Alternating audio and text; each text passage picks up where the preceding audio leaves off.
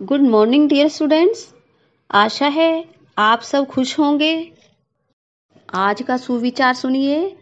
हमें घमंड नहीं करना चाहिए क्योंकि घमंड करना अच्छी बात नहीं है। अब आप अपनी नवभारती पुस्तक का लेसन 11 जीरो का मोल कविता ओपन कर लीजिए। आज हम इस वीडियो में यह चैप्टर कंप्लीट करेंगे। आज हम पेज 71 और 72 पर दिया हुआ अभ्यास कार्य करेंगे। अभ्यास कार्य करने से पहले आइए हम एक बार फिर से एनिमेशन देख लेते हैं।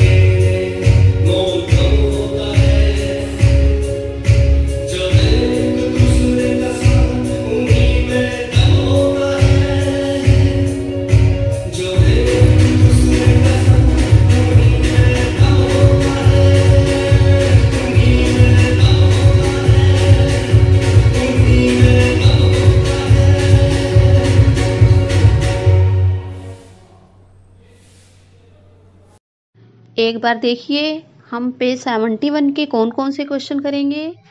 सबसे पहले पाठ से आगे हमें घमंड क्यों नहीं करना चाहिए, मैं आपको इस प्रश्न का आंसर बताऊंगी। उसके बाद है शब्द परिवार।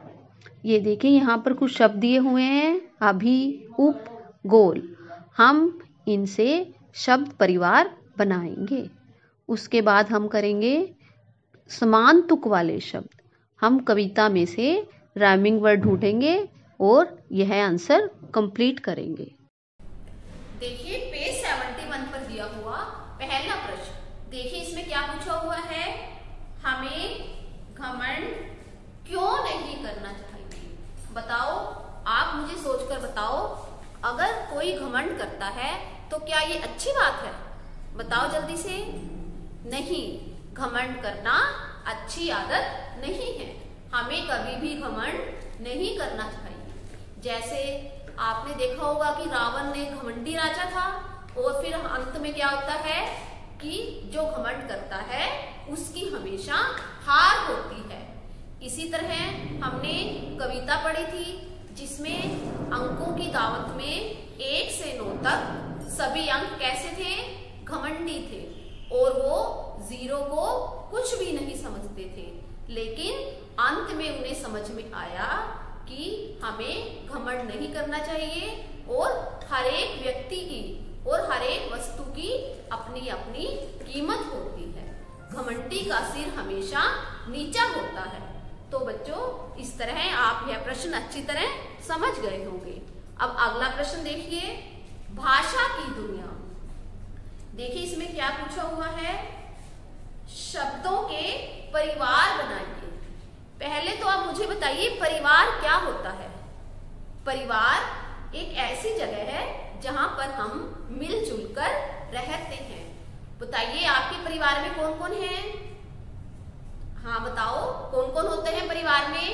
मम्मी पापा, भाई बहन, दादा दादी, चाचा चाची। तो हर एक के परिवार में अलग अलग सदस्य होते हैं और ये आपस में एक दूसरे से इनका संबंध होता है और इनकी कुछ आदतें भी मिलती जुलती होती हैं। इसी तरह आज हम शब्दों के परिवार बनाएंगे। देखिए हम ऐसे शब्द बनाएंगे जो एक दूसरे से मिलते जुलते होते हैं। देखिए इसमें एग्जाम्पल दिया हुआ है, मीठा। मीठा से देखिए कौन कौन से शब्द बनेंगे?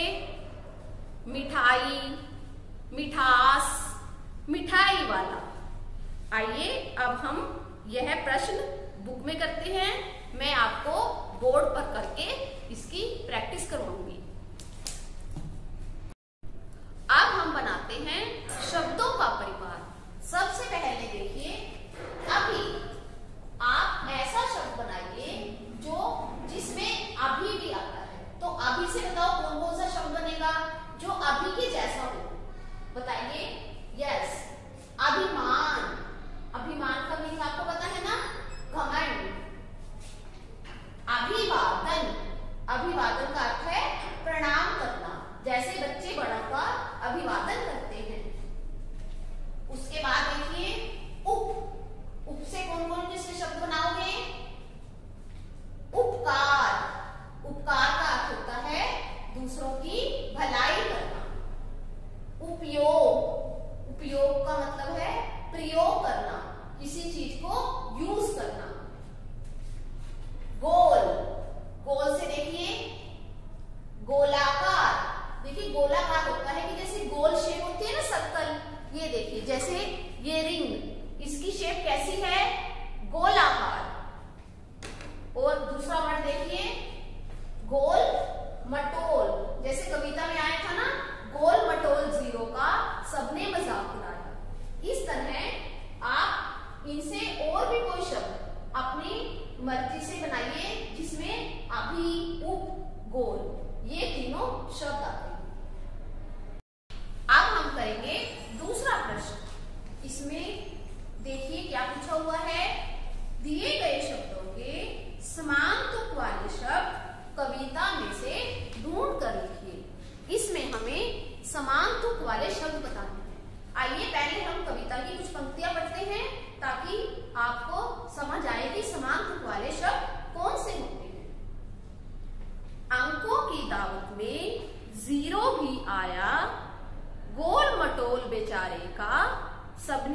मजाक उड़ाया। 1 से 9 तक सब दम्भी अभिमानी, 0 की कद्र किसी ने न जानी। देखिए हमने पहली लाइन का लास्ट वर्ड क्या था? आया, और दूसरी लाइन का उड़ाया। तो आया और उड़ाया समान तुक वाले शब्द है, मतलब राइमिंग वर्ड्स। तीसरी लाइन में देखिए अभिमानी, और फोर्थ लाइन में कौन सा वर्ड था? जानी। तो अभिमानी और जानी भी समान तुक वाले शब्द हैं। इसी तरह हम कविता के आधार पर समान तुक वाले शब्द बताएंगे। सबसे पहला शब्द देखिए क्या है? सबसे पहले दिया हुआ है 0। तो बताइए 0 का समान तुक वाला शब्द क्या बनेगा? हीरो। बोल के देखिए 0 हीरो। ये एक जैसा तुक लग रहा है ना? इस तरह हम और सारे शब्द इसी तरह समान लेके बनाएंगे। 20, 30, मोल। मोल का समान तुक वाला शब्द क्या बनेगा? गोल। अगला वर्ड देखिए माया। माया के साथ हम क्या लगाएंगे? आया। माया आया। दम कम। गिनती विनती। अब आप अपनी बुक का पेज नंबर 72 ओपन कर लीजिए। इसमें हिंदी के अंकों में गिनती दी हुई है। देखिए पहले मैं आपको बोर्ड पर लिखकर 1 से 10 तक अंक समझाती हूँ। उसके बाद हम 1 से 50 तक गिनती की रीडिंग करेंगे।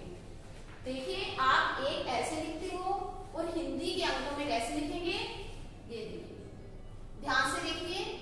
1, 2, ये देखिए इस तरह ये मैंने 2 लिखा हुआ है। 3 देखिए इसमें ये डिफरेंस है कि आप नीचे से इसको आपने ऐसे मोड़ना। 4 ये देखिए ये 4 लिखा हुआ है। 5 ये देखिए जैसे हम 4 लिखते हैं उस तरह, लेकिन ये हिंदी के अंक में क्या कौन सा अक्षर लिखा है मैंने? कौन सा अंक है ये? 5। 6 ये देखिए 3 से ऑपोजिट है। देखिए हमने 3 ऐसे लिखा था और 6 मतलब 6 हम ऐसे लिखेंगे। उसके बाद है 7, 8, 9 ये देखिए 1 और 9, 1 इस तरह और 9 हमने 1 के ऑपोजिट। 10 में भी हम 1 और 0। आप इन अंकों की रफ नोटबुक में लिखकर प्रैक्टिस कर लेना और इसके बाद आप 1 से 50 तक सभी अंक बड़ी आसानी से लिख पाओगे।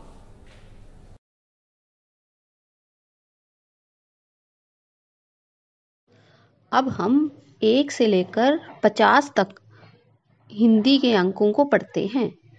मेरे साथ साथ बोलिए। 1, 2, 3, 4, 5, 6, 7, 8, 9, 10। अब दूसरी लाइन देखिए। 11 है, 12 है, 13 है, 14 है, 15 है, 16 है, 17 है, 18 है, 19, 20। तीसरी लाइन 21, 22, 23, 24, 25, 26, 27, 28, 29, 30। अगली लाइन देखिए। 31 ये 31 की लाइन है। 31, 32, 33, 34, 35, 36, 37, 38, 39, 40। अब लास्ट लाइन देखिए।